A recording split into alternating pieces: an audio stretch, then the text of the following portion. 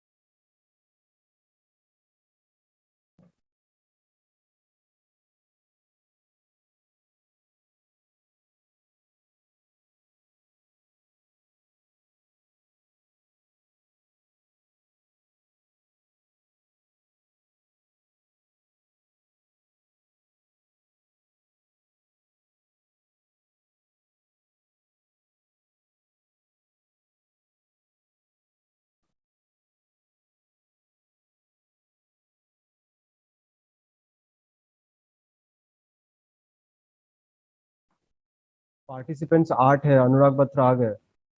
और पार्टिसिपेंट्स चाहिए। क्या करूं, एडमिट कर दूं क्या?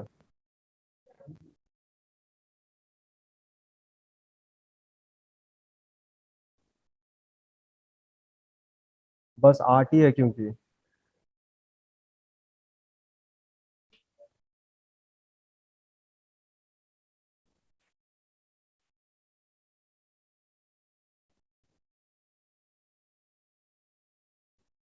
करवा दूं?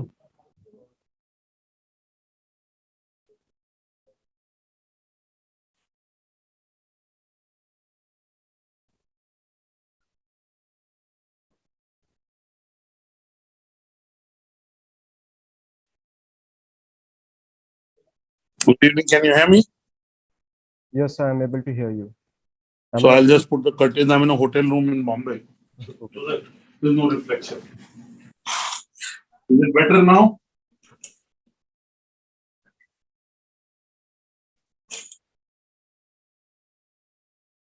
Is it better now? Is it okay?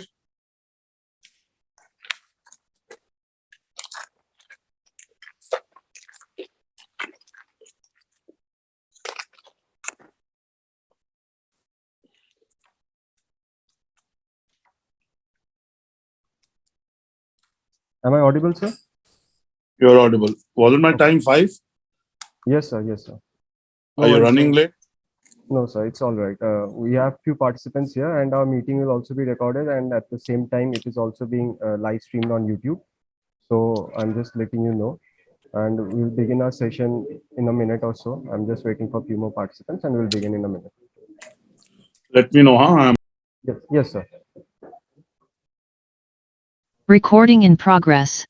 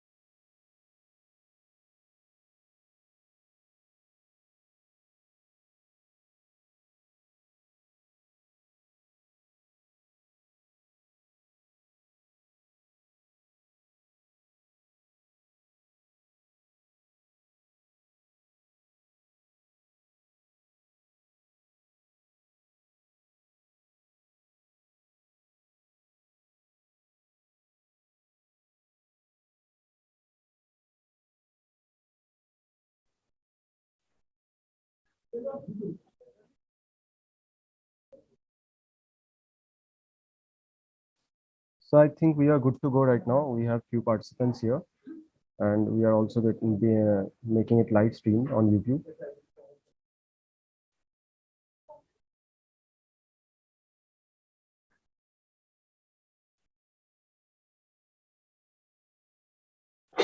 So am I audible, sir?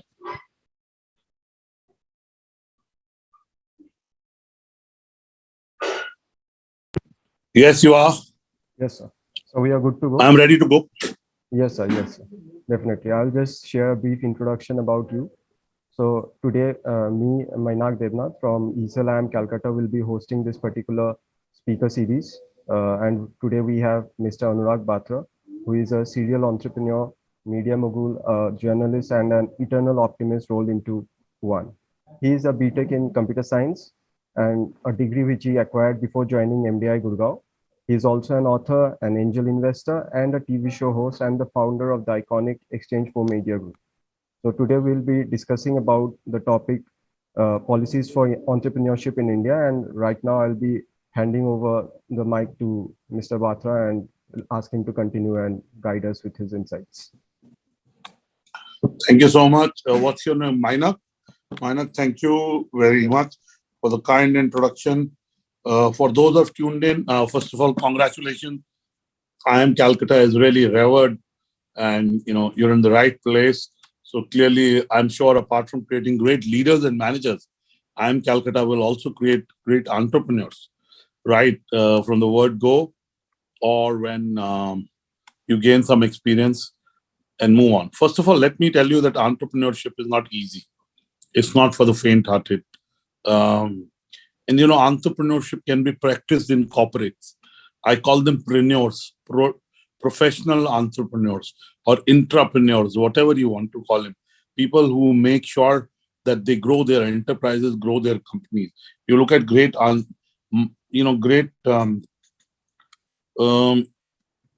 great entrepreneurs build enterprises, but great entrepreneurs nurture existing enterprises and grow them. So clearly, entrepreneurship manifests itself in multiple ways. First of all, I must say it's a great time to be in India. I know the last 19 months for a lot of people have been traumatic, both in terms of lives and livelihoods. But I hope that we are able to deal with the future in a better manner. There is a threat of a third wave. I hope it doesn't happen.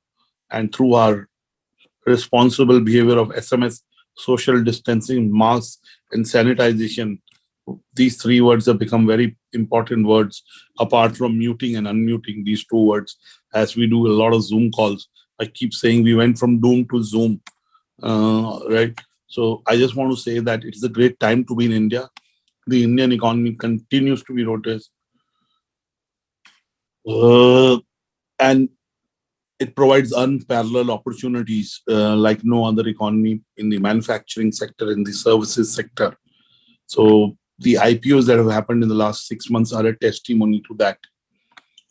Clearly, investors across the world see value, and investors see value ahead of everyone, right? That's why they invest in future. So it's a confidence in the current government. It's a confidence in India. It is a confidence in India's entrepreneurs. So I just want to say that, Zomato was the first IPO that came, then came in Nazara, then came it Paytm, then came it Nykaa. So clearly, and there are many other IPOs in non-consumer tech that have done well. I think the future ahead of us is going to be very bright. First of all, why this? And again, I'm doing this post some of the IPOs, and one of the discussion is the value uh, being overestimated in valuations? Clearly, there is value, but is the valuation fair? And I must go back to a fundamental question that for more than 2 decades I've been asking at campuses. I've been going to, annual entrepreneurship summits of various B schools, top business schools, including my alma mater, MDI. I can tell you that one of the questions I ask students is, why do you want to be an entrepreneur? And if all of you are in the room together, I would ask you and I would give you three choices. One, do you want to be famous? Second, do you want to create wealth? Third, you want to make an impact. Broadly, these three choices. And entrepreneurship is a combination of all these three. The entrepreneurs are creating value. They may have become famous, they may have created wealth, but they set out to create an impact. And let me say that if you look at Amazon 20 years back, when it listed, everybody said, "Oh, crazy valuation."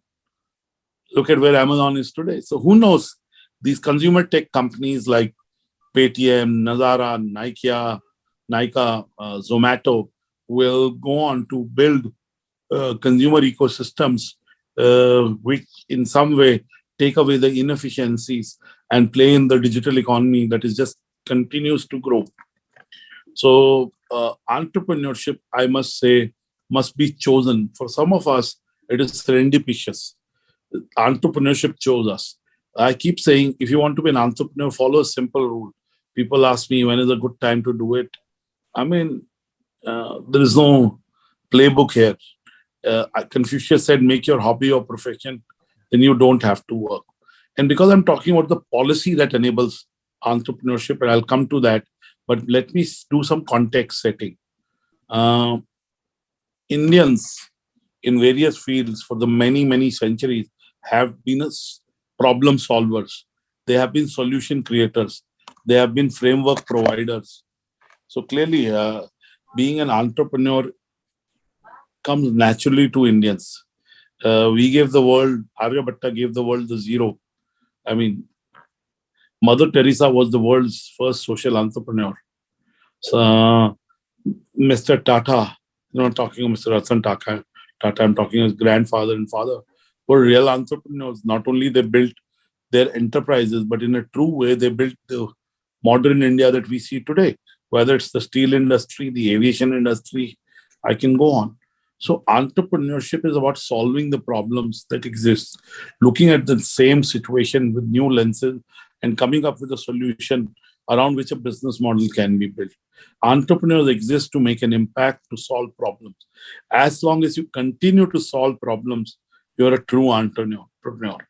Now, if around that you can build a business model that creates value for various stakeholders, then clearly you have wealth creation that happens. Now, let me say that this government is a government that encourages entrepreneurship.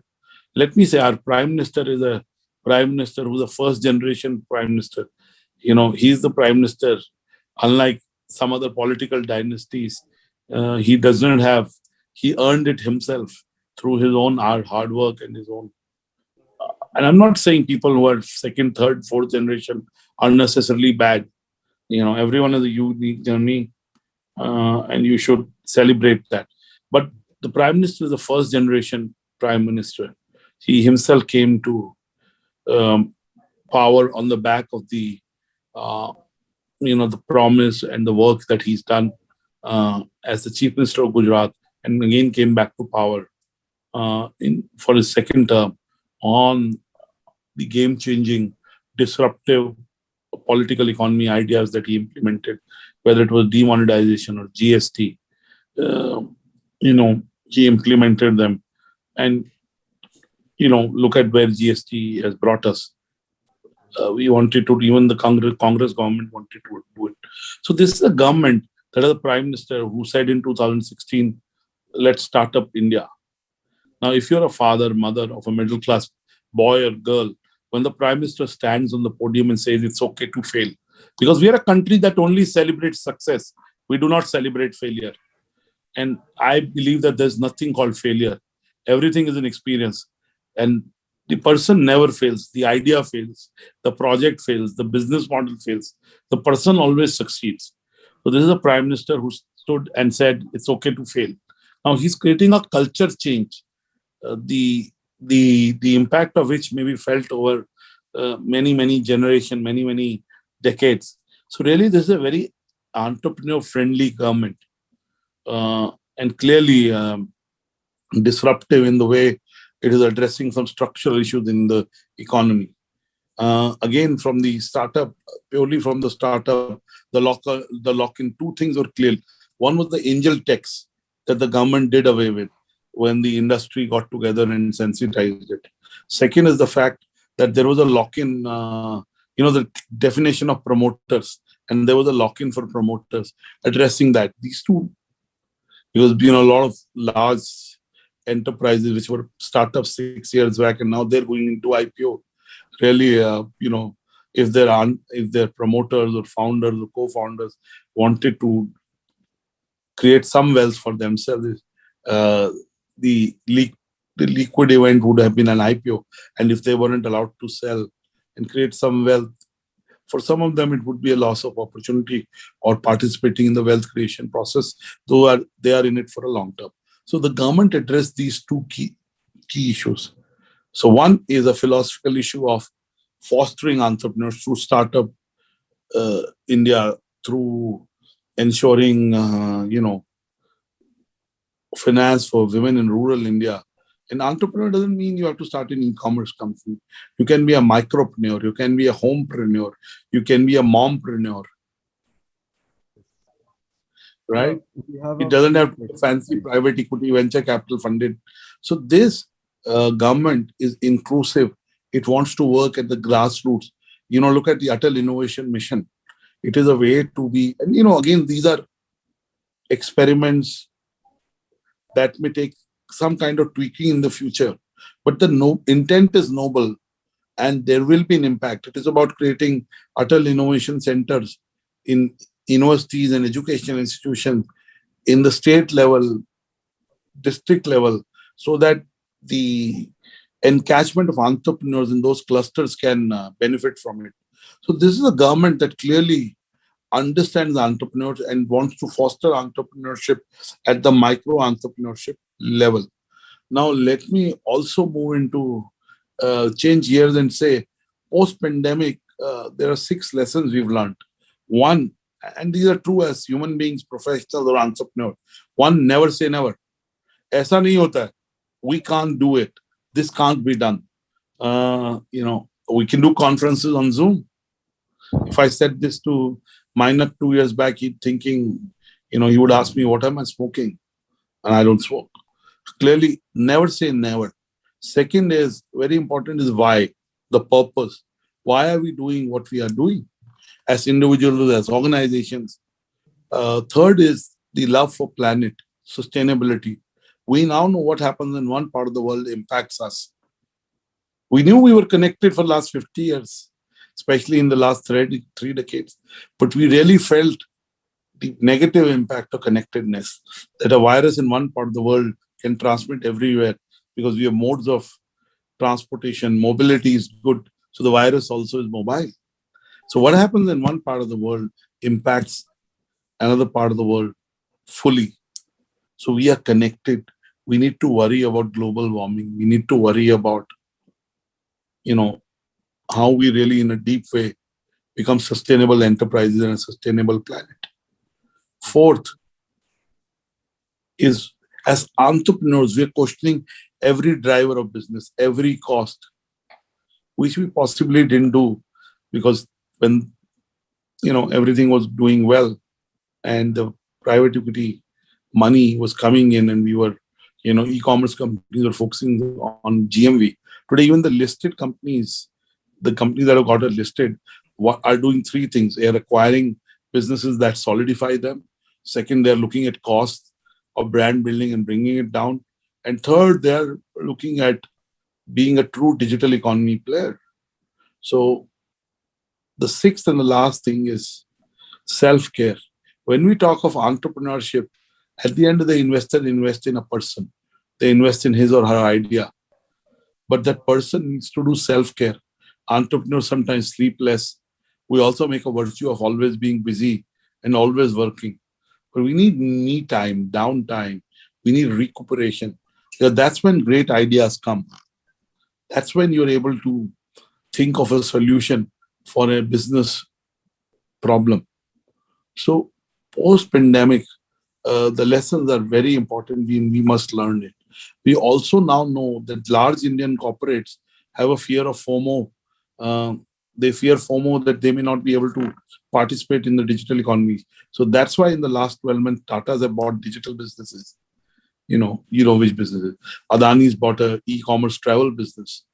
Of course, Reliance and Jio for the last 5 years have been incubating businesses. So clearly what matters is catching them young. The Indian Inc., the business world wants to catch them young so that when they have multi-billion-dollar valuations, there is wealth creation for all stakeholders, including the Indian corporates. There is another thing happening. The Indian, and the Atmanirbhar campaign during, be self-sufficient, think beyond your borders. A lot of Indian companies, let's take Zomato, it has operations across the world.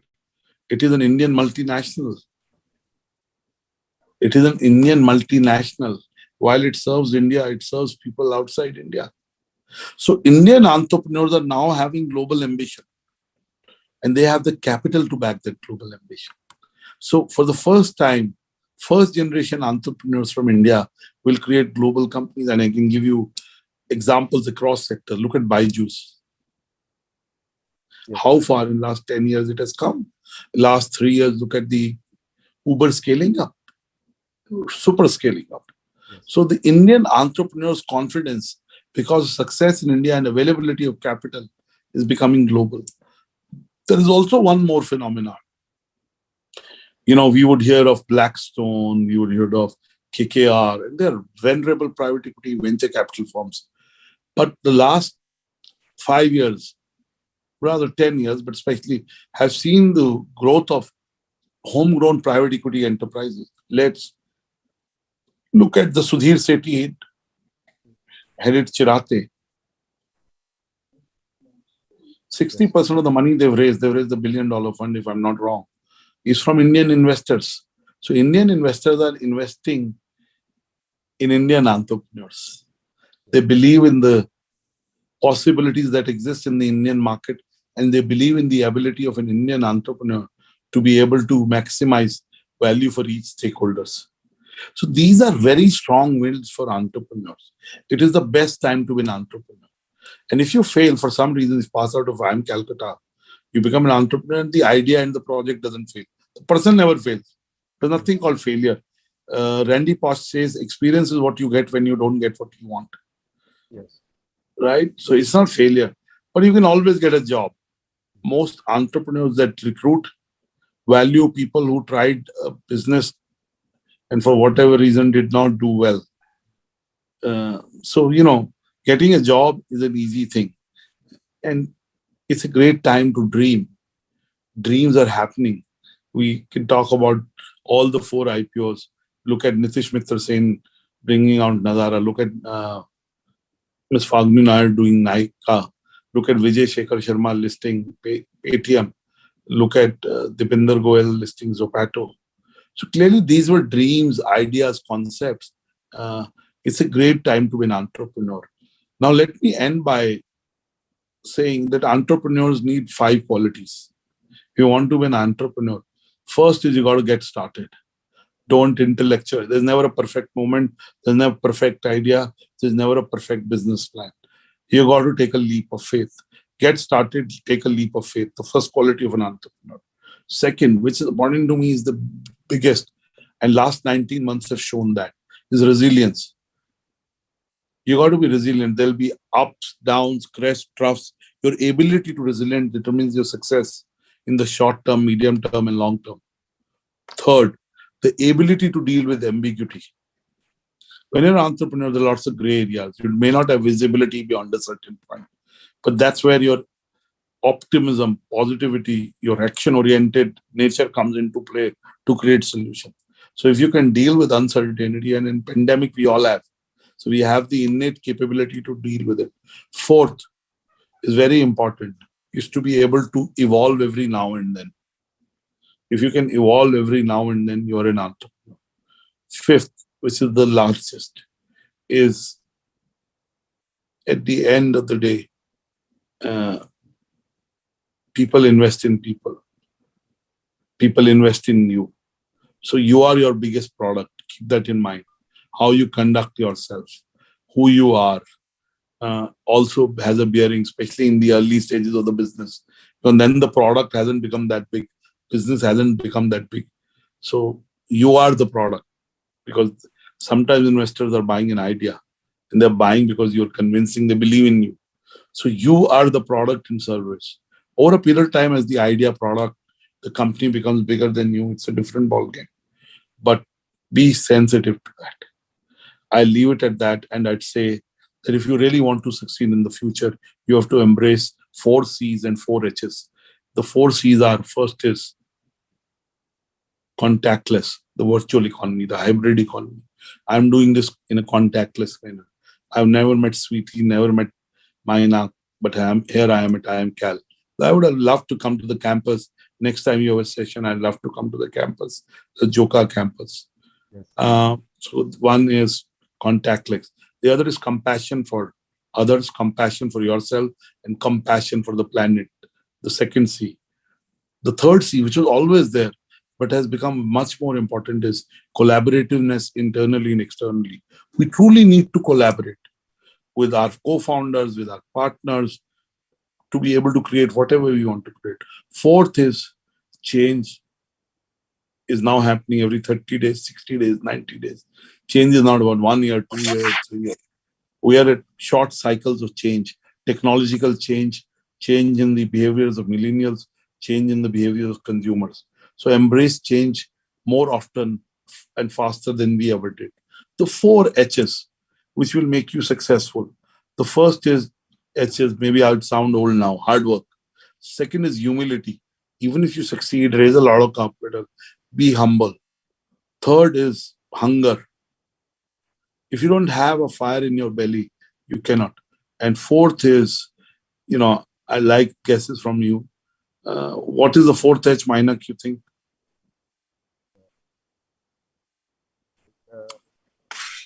Not really getting it at this point. So, you got to give me the 4 H's. So hunger, humility, then there was hard work, and H for select. So I guess you will be better in this. So to say us. Yeah. Point I'm trying to make is, it's not about the H's and the C's. It's a lot about doing the right thing for the right person in the right manner. So, is it honesty or something like? Absolutely, you got it. Okay. I think in a world where, integrity and honesty matter, it's on premier.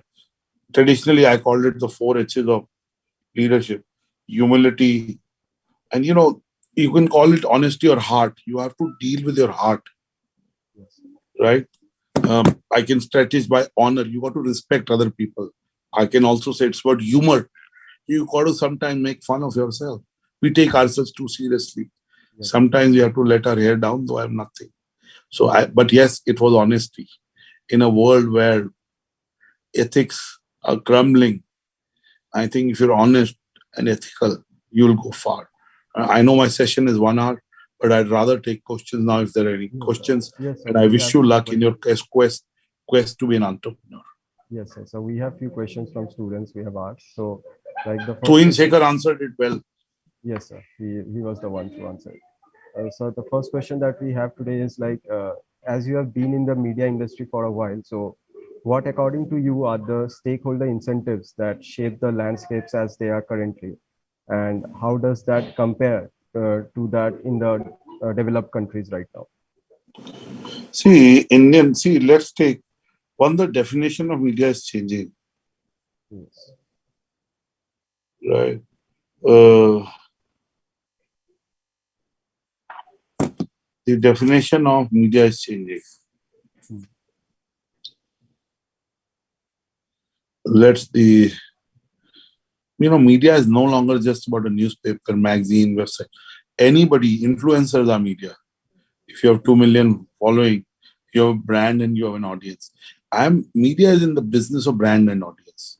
So see, second, we are now becoming technology businesses. Third, we own our audiences ourselves. Let me give you an example. A leading listed media entity is about $4 billion in turnover in 25 years. Another e-commerce startup that is 7 years old is $20 billion because it owns its consumers. So clearly, we are now becoming a tech business. We know we are in the brand and content business. I'm not in the magazine business. Business World is no longer a magazine. It is a BW OTT. It may become a Business World television. It is a Business World daily site. It is Business World communities. So point I'm trying to make is that we are in the business of brand and content. Indian media companies are serving the needs of Indian viewers, readers very well and reinventing themselves. So the next question that we have today is that, like, what are the leading business models in the media industry currently, and the reason behind this great success that we have been seeing in recent times? See, traditionally, the Indian media industry has been advertising led. It's an ad led model. But slowly, we are shifting to a consumer paying for content. I think that's the biggest change that's happening. Second is the value of specialized content. Increasingly, people are going to specialized sources of health for health content, fitness for fitness content. I can give you many examples. And second is video is the three V's: video, voice, and vernacular. Vernacular means content in Indian languages, right? Is growing. The three V's of media: video, voice, which is podcast, videos, TV, YouTube, all that. Voice is podcast, and third is content in Indian languages. All is it growing. Yes. Like a lot has been said about the state of the media industry currently in the past few years, like both by people as well as other media houses as well, related to its content as well as the freedom that it offers. Like, we'd like to know about your insights about this particular fact. So,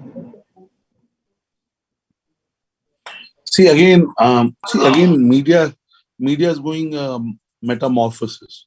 Of course, first of all, let me say that all stakeholders of the media try to suppress media, whether it's the government, bureaucracy, business owners, so on and so forth. And it is not every government tries to have a friendly media. I'm being polite. It is a job of the media to be able to sift through all the bullshit and be able to give you honest news. And there are lots of honest media products, and if there are rightist products, there are leftist products. So today, the viewer, reader, surfer has a large choice, right?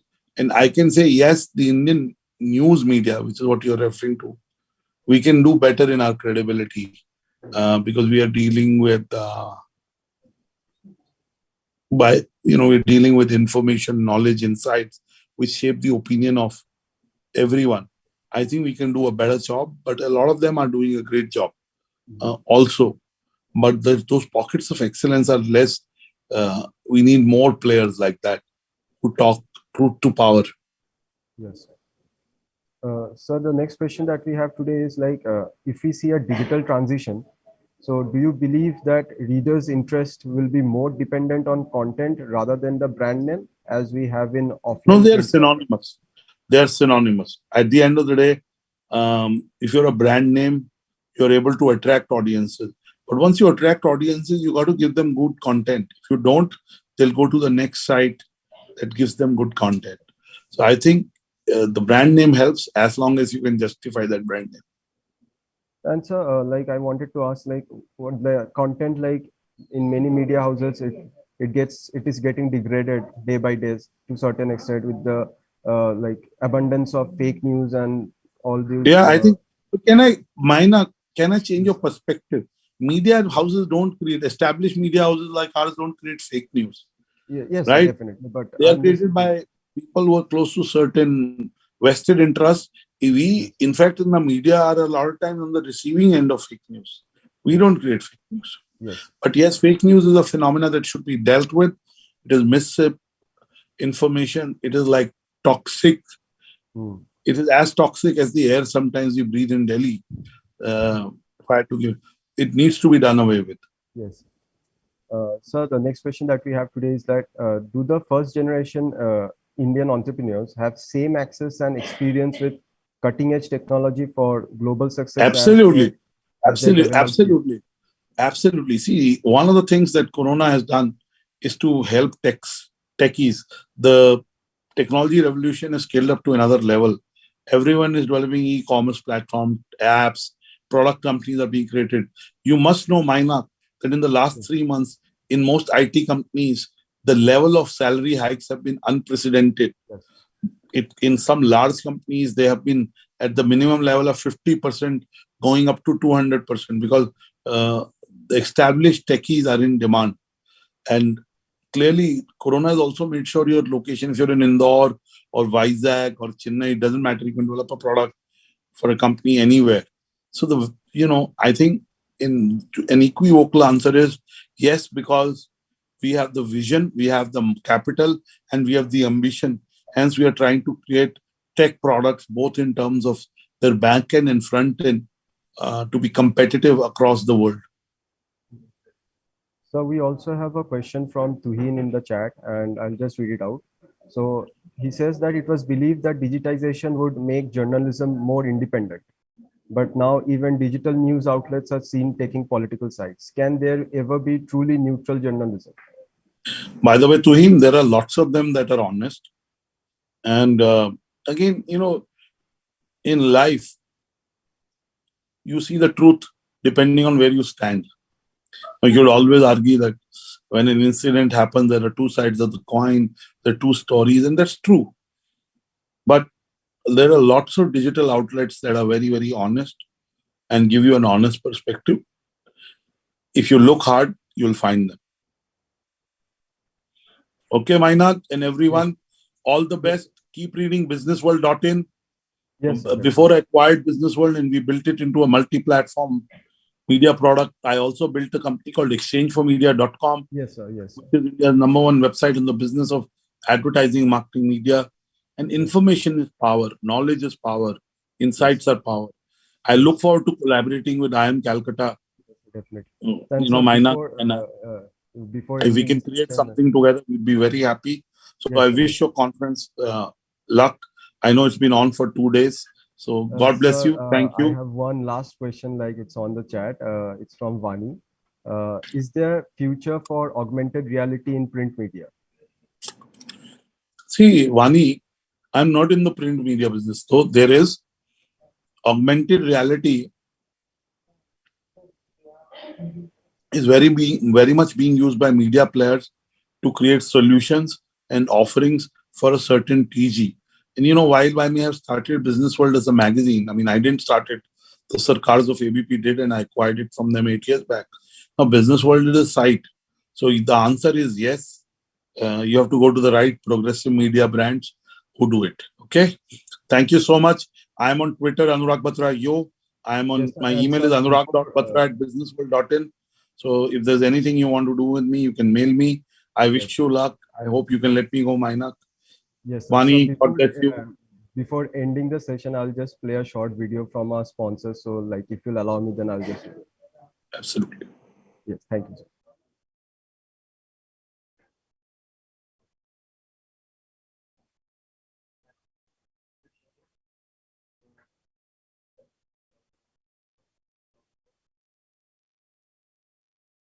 Mom told me, अगर job नहीं लगी ना तो शादी करा देंगे. Thanks to Hirect, where I could directly chat with the startup founders and get a job I deserve. Thank you, sir. Thank you, everyone, for joining in for this session. And it is already being recorded, and it is available in YouTube as well. We're looking forward to collaborate with you in the future as well, Mr. Batra. And thank you for your presence today and sharing your insights with us. It's been a great session today. Thank you so much. Thank you, sir. Record.